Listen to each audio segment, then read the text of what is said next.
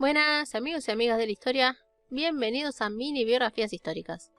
En este video les quiero hablar de las consortes que tuvo el sultán o bey otomano Orhan I, o también conocido como solo Orhan.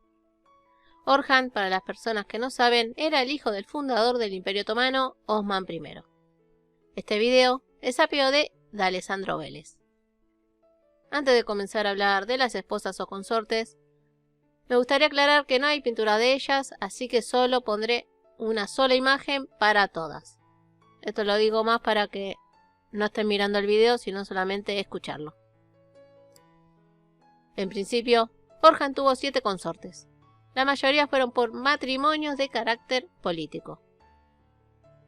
Su primera concubina o esposa fue una noble bizantina griega llamada Olopira, que al convertirse al Islam pasó a llamarse Nilüfer Hatun, aunque también podemos encontrarla con los nombres de Lulufer o Ulufer.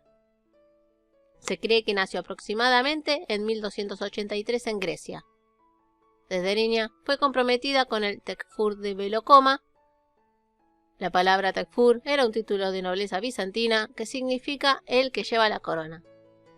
Se usaba generalmente para los gobernadores de Anatolia y Tracia, a los comandantes militares y a los mismos emperadores. Y Belokoma es la actual ciudad turca de Bilecik. Se cuenta que este arreglo matrimonial era para ir en contra de Osman I y que en 1299 Osman y otros beys fueron invitados a un casamiento cerca de Belokoma, donde los Tekfur planeaban asesinarlo. Al enterarse Osman, decide atacar la ciudad, siendo capturada, y entre los prisioneros estaba Olopira.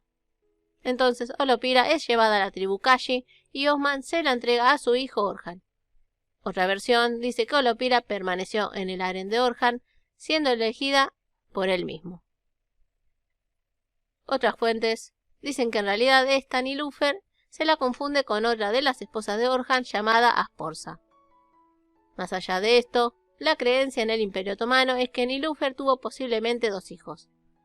Suleimán en 1316, que está en duda, y Murad, que nació en 1326, el futuro Murad I.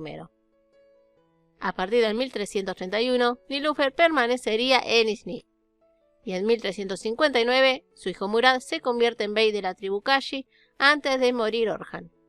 Ya en 1362 fallece Orhan y Nilüfer se convierte en Valide Hatun.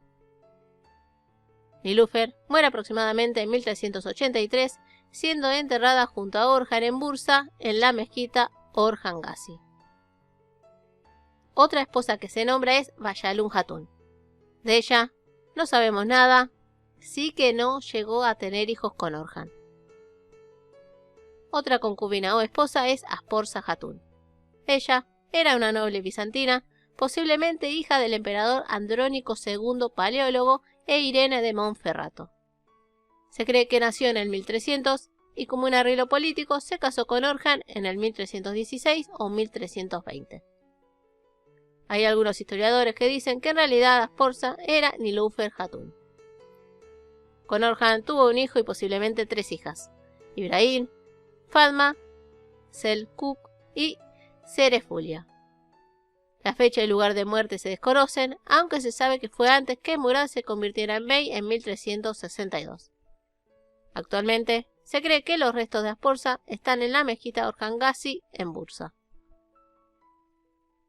Orhan tuvo otra concubina llamada Melek Hatun, que se casó con él en 1324, y que le daría un hijo llamado Sultán y una hija llamada Hatice. Otra esposa fue Efendi Hatun, quien se cree que era prima de Orhan, hija de Gunduz Alp.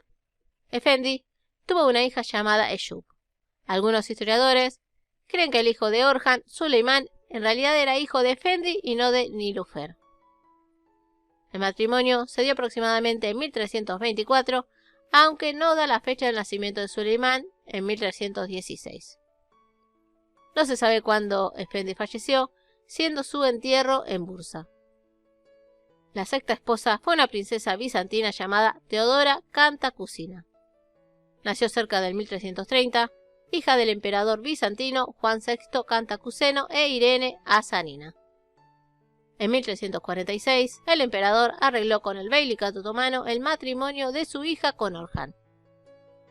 Teodora mantuvo su religión y nombre y en 1347 tuvo un hijo llamado Jalil. Luego de la muerte de Orhan en 1362, volvería a Constantinopla viviendo junto a su hermana Helena.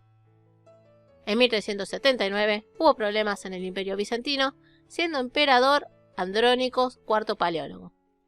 Y en este periodo, Teodora sería encarcelada.